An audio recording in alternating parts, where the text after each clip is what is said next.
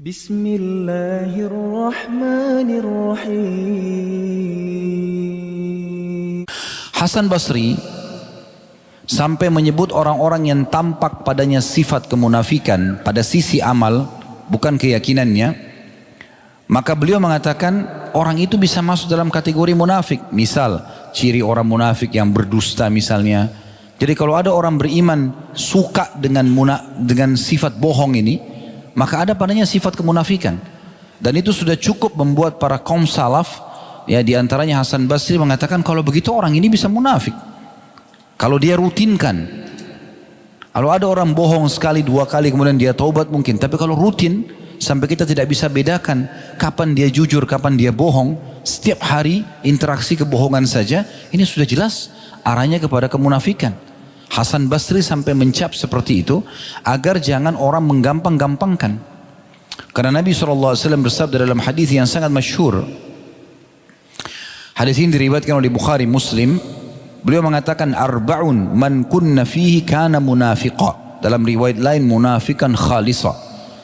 Ada 4 perkara kalau ada pada diri seseorang semuanya bergabung 4-4-nya pastikan dia munafik yang tulen. Enggak ada keraguan. Kalau 4-4-nya ada bersama-sama. Maka beliau menyebutkan wa in kana khaslatun minhunna fihi kanat fihi khaslatun minan nifaq hatta yada'aha. Dan kalau seandainya ada salah satu dari 4 ini saja pada seseorang, berarti ada ciri-ciri kemunafikan padanya sampai dia meninggalkannya. Jadi nggak boleh main-main soal ini. Maka beliau mulai sebutkan, ya.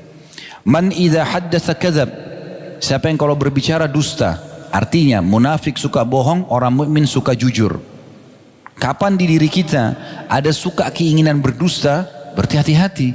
Sudah tersentuh di salah satu cirinya mereka. Dan ini ancamannya berat. Ya. Mereka akan berada di bagian bawahnya neraka. Dan Nabi SAW mengatakan dia ada padanya ciri kemunafikan sampai dia meninggalkan, maksudnya taubat. Jadi orang beriman tidak akan pernah berwajah dua. Salah ya saya salah minta maaf, benar ya benar. Suka ya suka, tidak suka ya tidak suka, selesai. Jangan berwajah dua.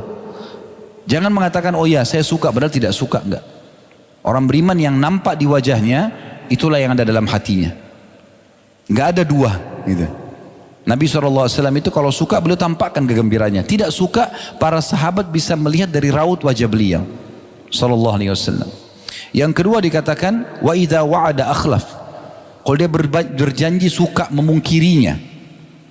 Saya akan datang tapi enggak datang. Saya akan beri tapi enggak diberi. Ya, saya pasti akan bantu tapi tidak dibantu. Jadi sudah ada ciri kemunafikan. Kemudian yang ketiga wa idza khasama fajar. Apabila dia berdebat, dia suka berpaling dari kebenaran. Suka mencari jalan dan cara untuk menjatuhkan rival debatnya. Ya. Mendatangkan kedustaan-kedustaan di sini. Jadi orang beriman itu tidak suka bertengkar. Kalau terjadi pembicaraan dan dialog antara dia dengan seseorang, dia sudah sampaikan argumentasinya, orang itu tetap ngotot dengan kesalahannya ditinggalkan. Itu yang Allah sebutkan tentang sifatnya ibadur rahman, hamba-hamba Allah yang maha pengasih, ya. Yaitu wa idza khatabahumul jahiluna qalu salama. Kalau orang bodoh mengajak mereka berdebat, mereka mengatakan salama. Kalau gitu terserah kamu deh. Terus sampaikan sholat ya gini, sok pintar, ya udah biarin aja, tinggalkan. Orang beriman tidak akan duduk habisin waktunya pada orang yang tidak mau dengar nasihat. Tapi yang penting sudah disampaikan. Tapi kalau orang munafik tidak, memang dia terus berdebat, dia terus menyampaikan segala macam hal. Gitu kan. Bahkan seringkali terjadi mereka itu salah. Dan yang terakhir wa idza ahada ghadar. Ya. Dan yang terakhir adalah jika dia membuat perjanjian maka dia suka mengkhianatinya. Ini ciri yang disebutkan oleh Nabi SAW. Dalam hadis itu hadis Bukhari Muslim. Dalam hadis riwayat Muslim yang lain kata Nabi SAW min alamatil munafiki thalath.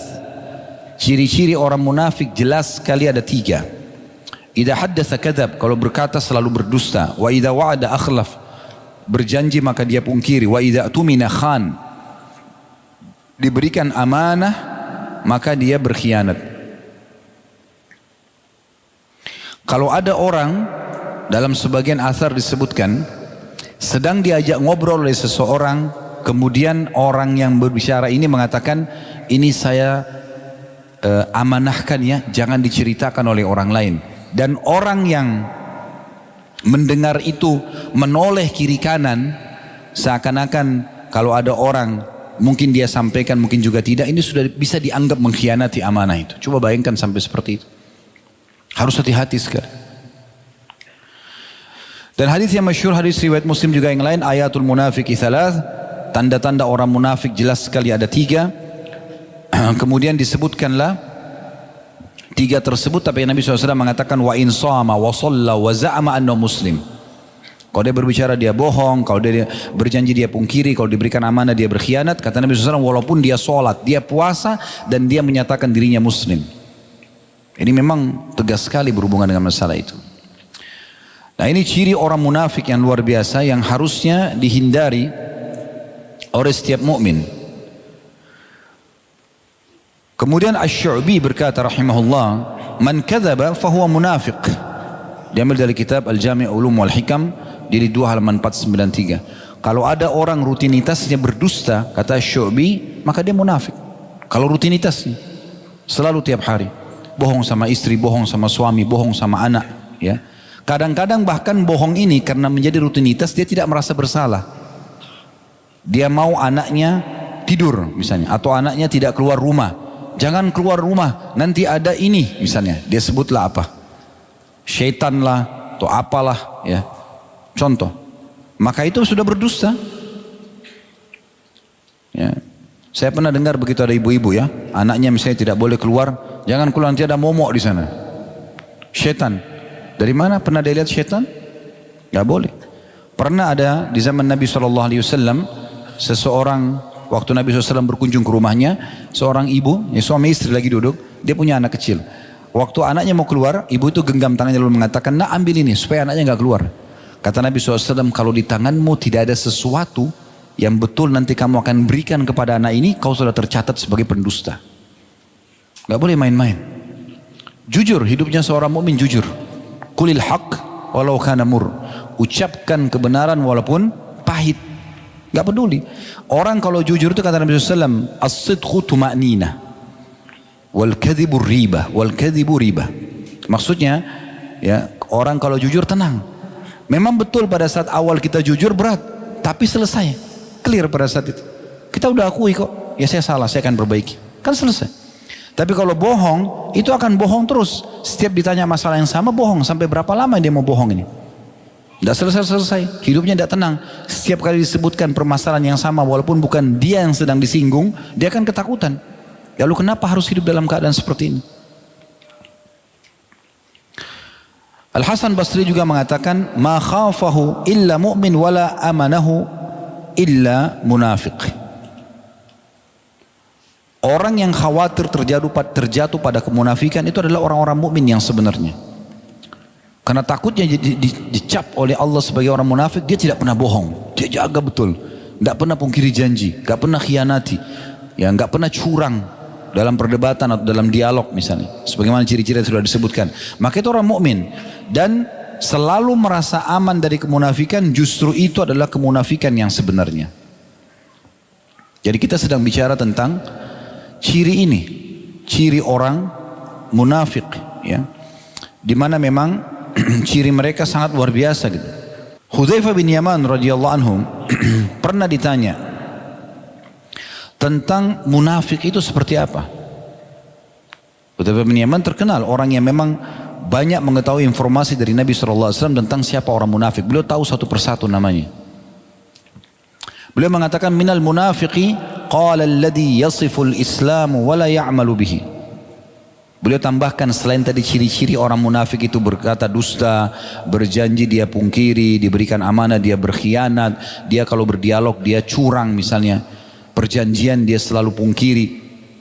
Maka beliau mengatakan ya, orang yang mengaku Islam termasuk munafik namun tidak mengamalkan ajaran Islam. Diambil dari kitab Hilyatul Auliya jilid 1 halaman 282. Jadi dari perkataan Hudzaifah ini Orang-orang yang banyak mengatasnamakan saja Islam tapi tidak mempraktikkan Islam, tidak mau belajar, beliau mengatakan orang ini kalau terus dalam keadaannya bisa dicap sebagai orang munafik. Untuk apa dia hidup sebagai seorang muslim? Bertahun-tahun tidak pelajari sholat, tidak pelajari puasa, tidak pelajari perintah-perintah agama yang akan dia diminta pertanggungjawabannya hari kiamat. Tidak pernah mau belajar kenapa ini haram dan itu haram sehingga dia tinggalkan. Terus dalam kebodohannya, maka orang seperti ini berbahaya sekali. Ini perkataan Hudzaifah radhiyallahu anhu. Beliau juga mengatakan, al-munafiquna al-yawma syarrun minhum ala ahdi Rasulillah sallallahu alaihi wasallam. Kanu yawma idzin yaktumunahu wa hum al-yawm yudhhiruna. Beliau mengatakan, orang-orang munafik di masa ini, tahu Hudzaifah bin Yaman bicara kapan ini? Di masa tabi'in. Sahabat Nabi SAW sudah meninggal, masih sahabat hidup sebagian, tapi di masa tabi'in. Beliau bilang di masa itu ya, orang-orang munafik di masa ya ini, maksudnya di masa beliau waktu hidup, itu lebih buruk daripada munafik di masa Nabi. Karena di masa Rasulullah SAW orang munafik masih rahasiakan, sekarang orang munafik terang-terangan. Ini Allahu alam kalau Hudzaifah hidup di masa kita, apa yang beliau katakan? Tampil dengan nyata kedustaannya di depan publik, nggak apa-apa. Pungkiri janji sana sini, menipu sana sini, masuk keluar penjara nggak apa-apa. Selalu berdialog walaupun salah, cirinya banyak sekali. Diberikan amanah, semuanya orang diekspos. Cerita tentang temannya, dia yang ekspos, dia yang sebarin sana sini. Padahal temannya sudah mengatakan ini amanah ya, nggak boleh disampaikan. Titipkan amanah uang, harta, habis, dipakai. Alasannya kena keperluan. Banyak cirinya. Ya. Bagaimana kalau boleh hidup di masa kita? Itu luar biasa. Kan? Dan pernah ditanya kepada Samit bin Ajlan, rahimahullah. Ini juga diambil dari kitab Hilyatul Awliya, jilid 3, halaman 129. Apakah orang-orang munafik itu bisa menangis? Maka beliau mengatakan, waktu ditanya, hal yabki al-munafiq? Qala yabki min ra'sihi fa amma qalbu fala. Ya, orang munafik bisa menangis, tapi menangisnya rekayasa dari wajahnya, tapi bukan dari hatinya. Jadi memang sensitif sekali masalah kedudukan orang-orang munafik ini. Tipis sekali perbedaan dengan orang beriman. Orang beriman juga menangis, tapi bagaimana bedain antara orang yang dari hatinya dengan bukan dari hatinya? Umumnya kata sebagian ulama adalah nampak dari dia pamer atau tidak. Kalau ada orang menangis justru di saat dia sendiri, ya, ataupun di keramaian dia menangis tapi dia coba sembunyikan, maka itu ciri orang beriman. Tapi kapan orang sendirian gak pernah nangis, malah tertawa kebahak-bahak, tapi di depan umum dia menangis, maka ini berarti ciri munafik. Dia memang hanya untuk dipuji, ya, sebagaimana ciri khasnya orang-orang munafik juga. Imam Al-Auza'i rahimahullah mengatakan, innal mu'mina yaqulu qalila wa ya'malu katsira. Orang mukmin itu ngomongnya sedikit tapi amalnya banyak. Wa innal munafiq yaqulu katsiran wa ya'malu qalila. Tapi orang munafik sebaliknya. Mereka banyak omong tapi amalnya sedikit. Ya. Kalau masih ingat pernah kami sampaikan kisah pada saat Nabi SAW mengajak muslimin di Madinah untuk ikut jihad di Tabuk dengan 2 pengorbanan, harta dan jiwa. Waktu itu wajib. Yang punya kemampuan harta wajib menyumbang, yang punya kemampuan fisik wajib ikut. Masih ingat kisah Ka'ab dan teman-temannya ya? Sampai diboikot oleh Nabi SAW 50 hari lebih. Karena mereka tidak ikut berjihad waktu itu, karena wajibnya. Ya. Intinya waktu itu Nabi SAW kumpulkan. Beliau selalu kalau mau jihad kumpulin harta dulu, setelah terkumpul baru beliau bentuk pasukan. Harta ini tujuannya untuk membantu pasukan muslimin yang belum punya kuda, yang belum punya pedang, perisai, perlengkapan perang intinya. Maka Nabi SAW mengatakan, ayo menyumbanglah muslimin.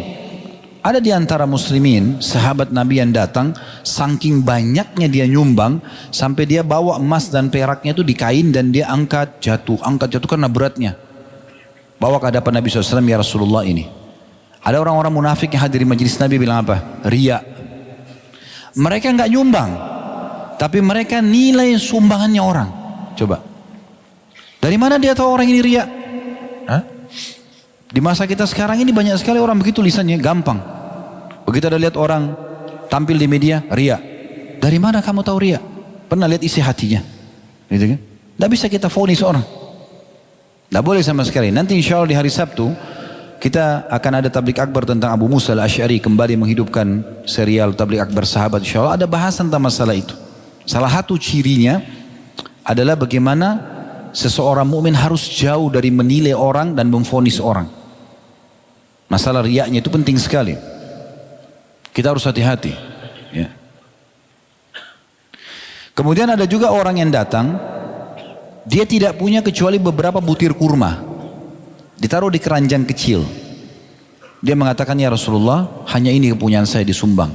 Apa kata orang munafik? Mereka nggak nyumbang ini.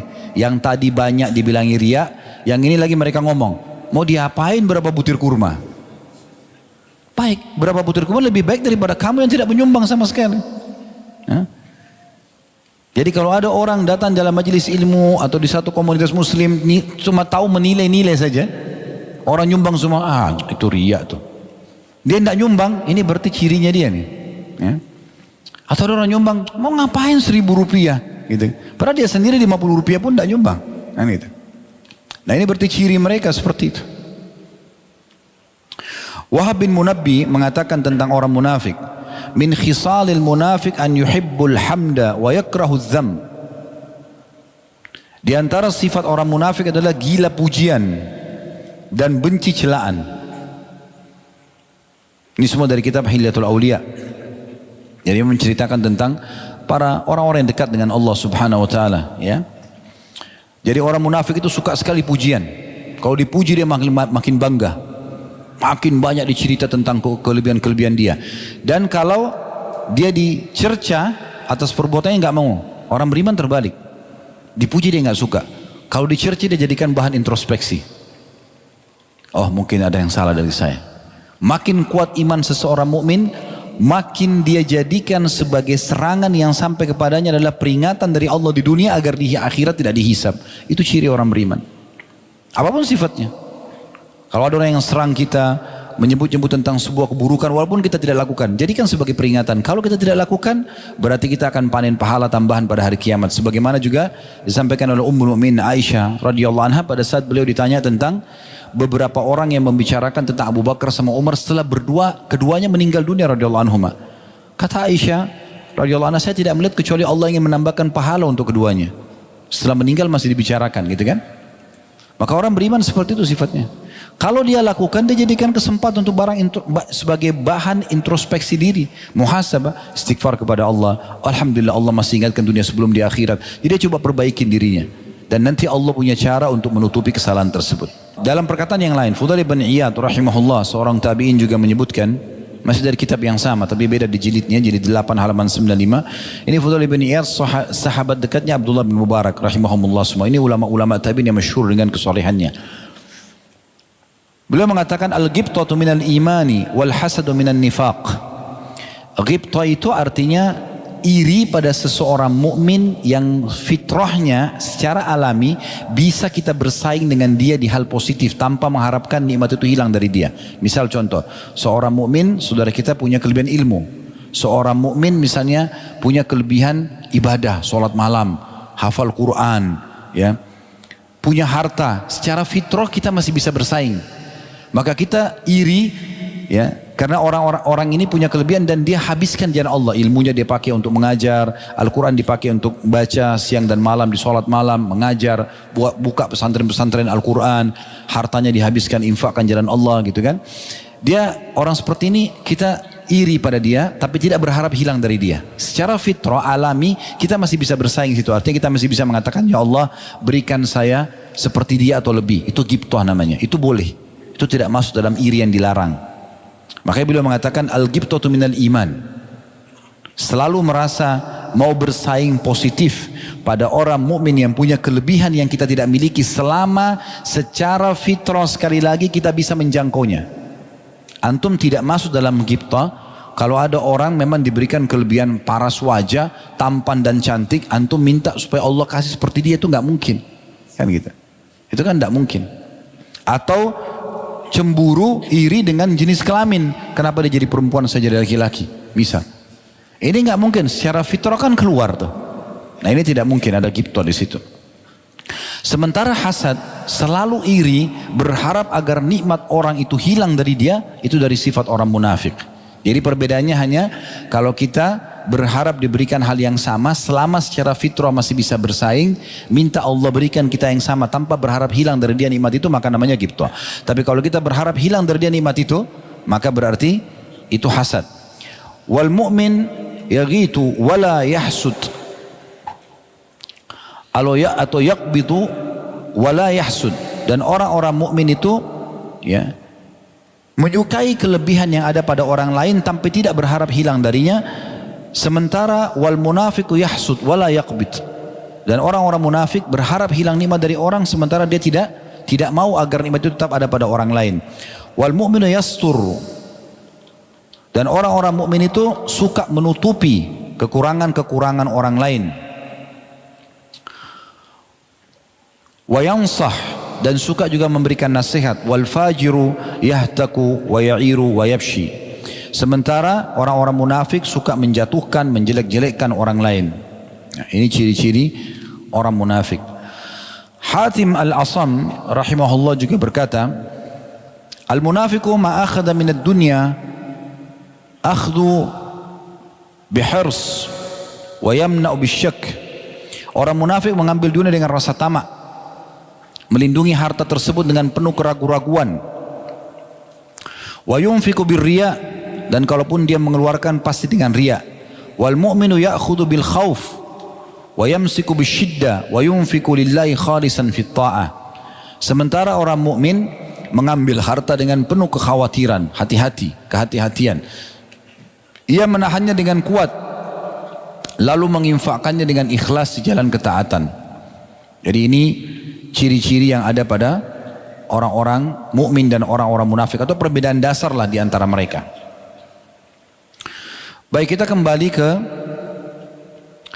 perkataan yang disampaikan tadi oleh Syekh Muhammad rahimahullah. Kita masih baru di dalil yang pertama, atau masih di judulnya tentang masalah orang munafik. Kita akan masuk ke dalil yang pertama diangkat oleh beliau berhubungan dengan orang yang dua wajah ini, atau sifat khasnya orang munafik. Surah Al-Baqarah ayat 14. Ini dalil pertama yang diangkat oleh beliau, yang bunyinya, wa idza laqul ladzina amanu qalu amanna wa idza khalau ila syayatinihim qalu inna ma'akum innama nahnu mustahzi'un. Dan apabila orang-orang munafik berjumpa dengan orang-orang beriman, maka mereka suka mengatakan kami telah beriman. Dan bila mereka kembali kepada syaitan-syaitan mereka, mereka mengatakan sungguhnya kami sependirian dengan kalian, kami hanyalah berolok-olok. Jadi orang-orang munafik di masa Nabi SAW di Madinah dulu, mereka kalau ketemu sama sahabat-sahabat orang beriman, mereka menyatakan, menunjukkan keimanannya supaya mereka dapat keamanan dari orang-orang beriman. Begitu mereka ketemu dengan orang-orang musyrik, penyembah berhala, maka mereka mengatakan kami cuma olok-olok saja, itu pura-pura. Itu disebutkan ciri mereka. Berarti mereka ini dua wajah di sini ya. Dan ini namanya sifat nifaq yang i'tikadi, diikuti dengan keyakinan, i'tikadnya. Ini yang paling besar ya, sifat kemunafikan yang paling besar. Kemudian surah An-Nisa ayat 143 juga dari selanjutnya, mudzabzabina baina dzalika la ilaha ulai wa la ilaha ula. An-Nisa 143. Ciri orang munafik juga adalah mereka dalam keadaan ragu-ragu antara yang demikian, masuk iman dan kekafiran. Tidak termasuk golongan orang-orang beriman, tidak pula termasuk golongan orang-orang kafir. Imam Bukhari Muslim mengangkat dalil hadis Abu Hurairah radhiyallahu anhu secara marfu'. Tajidu syarran nasi yaumal qiyamati dzal wajhaini alladhi ya'ti haula'i biwajhin wa ya'ti haula'i biwajh. Kata Nabi SAW, kalian akan dapati orang yang paling jelek pada hari kiamat, orang yang paling buruk ya kedudukannya di sisi Allah, tentu paling berat juga siksaannya, adalah orang-orang yang suka bermuka dua, yang mendatangi mereka ini dengan sebuah muka dan mendatangi mereka dengan muka yang lain lagi, atau mendatangi mereka dengan sebuah muka yang lainnya. Hadis ini riwayat Bukhari Muslim. Ya, dari hadis ini keluar hukum tentang masalah berwajah dua ini adalah dosa besar. Karena sudah kita jelaskan dari awal belajar dosa besar, ikhwas sekalian, bahwasanya cirinya adalah kapan ada ancaman berarti dia dosa besar. Dan Anas radhiyallahu anhu juga mengatakan, dalil selanjutnya diangkat oleh Syekh Muhammad rahimahullah, hadis riwayat Tabarani dalam Mu'jam Al-Awsat, dan Al-Haythami juga menyebutkan dalam Kitabul Majma', Secara marfu, man kana dza lisanaini ja'alallahu lahu yaumal qiyamah lisanaini min nar. Barang siapa yang mempunyai dua lisan, dua omongan yang berbeda, maka Allah akan menjadikan baginya pada hari kiamat dua lisan dari neraka. Dua lisan dari neraka. Dalam riwayat yang lain disebutkan, man kana lahu wajhani fid dunya kana lahu yaumal qiyamati lisanani minan nar. Barang siapa yang mempunyai dua wajah di dunia, jadi di sini senyum, di belakang dia memburuk-burukan orang misalnya, maka dia pada hari kiamat akan memiliki dua lisan dari neraka. Dua lisan dari neraka. Jadi ini beberapa dalil yang diangkat oleh Syekh Muhammad rahimahullah. Kita coba lihat penjelasan ulama berhubungan dengan masalah makna daripada hadis-hadis ini. Di antara hadis tadi yang Nabi SAW mengatakan, inna syarran nasi dzul wajhaini, sesungguhnya manusia yang paling buruk adalah orang yang memiliki dua muka, alladzi ya'ti haula biwajhin wa haula biwajh, yang datang kepada sekelompok dengan wajah dan datang kepada kelompok lain dengan wajah yang lainnya. Juga sabda Nabi SAW, man kana lahu wajhani fid dunya kana lahu yaumal qiyamati lisanani minan nar atau min nar. Siapa yang memiliki dua wajah di dunia, maka ia akan memiliki dua lidah dari api di hari kiamat nanti di akhirat. Kemudian juga ada perkataan yang lain dari Nabi SAW, la yambagi lizil wajhaini an yakuna amina. Orang yang memiliki dua wajah sebaiknya tidak dipercaya. Hadis riwayat Bukhari. Kapan kita sudah temukan seseorang memiliki dua perkataan begini suka berubah-berubah, tidak jelas, maka tidak layak untuk dipercaya. Seorang tabi'in bernama Bilal bin Sa'ad rahimahullah, beliau menjelaskan tentang makna dzul wajhaini, dua wajah dalam hadis atau beberapa riwayat yang itu sudah disebutkan. Beliau mengatakan, la takun za wajhaini wa za lisanaini tudhiru linnasi liyahmaduka wa qalbuka fajir. Beliau mengatakan yang dimaksud dengan orang yang paling buruk hari kiamat memiliki dua wajah adalah seakan-akan Nabi mengatakan, janganlah engkau menjadi orang yang memiliki dua wajah dan dua lisan. Kenapa disebutkan dua wajah dan dua lisan? Ada orang yang mimik wajahnya beda, senyum dengan seseorang tapi dia murkah misalnya, ya. Atau ada orang yang berkata suka tapi sebenarnya dia tidak suka, maka dua lisan. Engkau menampakkan hal-hal yang terpuji di depan orang-orang padahal hatimu penuh dengan kemaksiatan dan kemungkaran. Nah ini dijelaskan, ya. Orang-orang munafik punya namanya nifaq i'tiqad, ya. Keyakinan. Seperti dia menampakkan sebagai orang mukmin tapi dia orang munafik. Ini yang paling besar tadi saya katakan. Ada juga orang nifaq amali, secara amal saja, ya. Dia nampakkan diri sebagai orang soleh tapi hatinya menyembunyikan keburukan. Atau dia hanya sekedar mengerjakan ketaatan agar dipuji oleh manusia, tidak ada hubungannya sama Allah SWT sama sekali. Maka ini juga termasuk dalam masalah penjelasan wajhain. Juga masuk dalam penjelasan wajhain ini, dan ini juga ciri orang munafik, suka mengadu domba, ya. Suka mengadu domba. Dan itu disebutkan dalam hadis riwayat Imam Ahmad. Kata Nabi SAW, tajidu min syirarin nasi yaumal qiyamah, kalian akan temukan orang yang paling buruk nanti pada hari kiamat, alladzi ya'ti haulai bihadithi haulai wa haulai bihadithi haula. Adalah orang yang suka datang membawa pembicaraan satu kelompok ke kelompok yang lain supaya ini emosi, lalu membawa pembicaraan kelompok ini ke kelompok yang ini supaya ini emosi, dan akhirnya bertengkarlah mereka. Sementara ciri orang beriman justru terbalik, mereka selalu islah dzatu bayyin, memperbaiki hubungan antara dua orang yang rusak. Kalau orang munafik malah sengaja membuat kacau, ya.